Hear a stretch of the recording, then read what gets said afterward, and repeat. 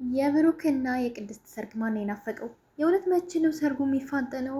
ሁላችንም ጉጉት ነው ያለው። እኔ ግን በጣም እየፈራው ነው። ይሄ ነገር መጨረሻው የሚያምር አይመስለኝም። ሰርጋቸውን ድብልቅልቁ ነው የሚያወጡት እስር ቤት ካልገቡ። እነማ አትሉ ማህሌት ተብዬና ዝና ሁለታቸው እስር ቤት እስካልገቡ ድረስ ቅድስትና ብሩክ ሊጋቡ አይችሉም። ጭራሽ ዝና እያስፈራራት ነው ታውቃላችሁ። ብሩክን ይቅርታ ጠይቀሽ ወደ ቤቱ ግቢ፣ ወደ ቤት ከገባሽ በኋላ እንዴት እና ምን እንደምናደርግ እኛ እናውቃለን እያለ ነው። ብሩክ ደግሞ የዋህ ነው። እኔ ፈራሁኝ ቅድስት ልቧ እንዳይሰበር። ወይኔ ጉዳይ! ብሩክ በጣም የዋህ ነው። በጣም ለሰው አዛኝ ነው። በቅጥ መድብል እያለ መድብል ጀግና።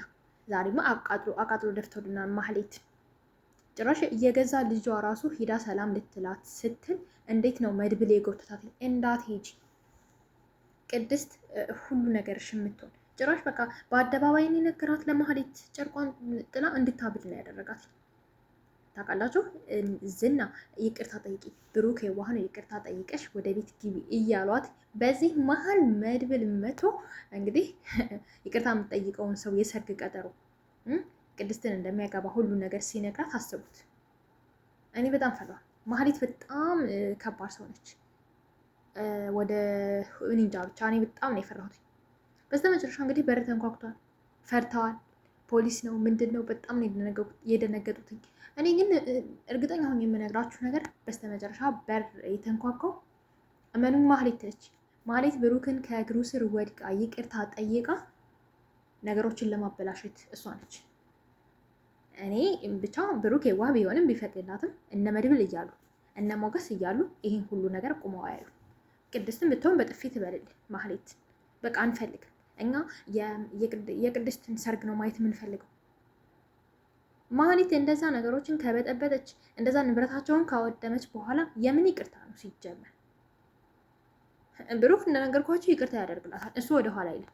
አንደኛ የልጁ እናት ነች፣ ሚስቱ ነች፣ ብዙ ነገር አለ ታውቃላችሁ። መድብልና ሞገስ እያሉ ግን ወደ ብሩክ ህይወት አያስመጡት ብዬ አስባለሁ። እስኪ እናንተንም ሀሳብ አስተያየት ኮምቱልኝ። አበረታቱ። ላይክ፣ ሼር፣ ሰብስክራይብ ያደረጋችሁ ለምትሰጡኝ ሀሳብ በጣም ነው የማመሰግነው። እስኪ እናንተንም ሀሳብ ምን ይመስላችኋል? የድሮ ሚስቱ ጋር ይታረቅ ወይስ ቅድስት ጋር ይቀጥል?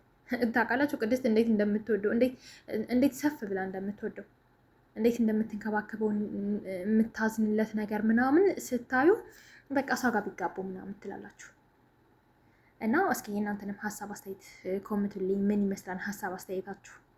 መድብል ጀግና ነው እሱ ያለ ብሩክን ሞገስን ማንም ሊደፍራቸው ማንም ሊነካቸው አይችልም። ሊያሳስራቸው ነው ሲጀመር። ዝናም ቢሆን ምንም የቀረበት ነገር የለም። እኔ ዝናን ግን አታስሩሽኝ። በጣም ነው የምፈራው፣ በጣም ነው የምፈራው። ወይኔ